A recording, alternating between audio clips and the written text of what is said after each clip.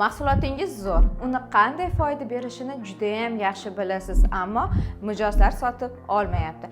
Mijozlarning sotib olmasligining 3 ta sababi bor. Birinchisi, mahsulot haqida ma'lumot kam ekanligi, ikkinchisi, doim olayotgan narsasida nima bo'lishidan qat'iy nazar ikkilanishadi.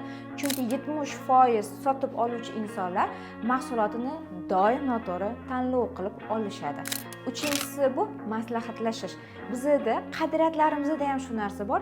Nimadir olishdan qat'iy nazar doim yaqinlarimiz bilan maslahatlashib ko'ramiz. Mijozingizga yaxshi servis, unga kerak bo'lgan ma'lumotlarni, uni muammolarini yechimini beradigan mahsulotingizni ko'rsatsangiz, albatta u sizdan sotib oladi.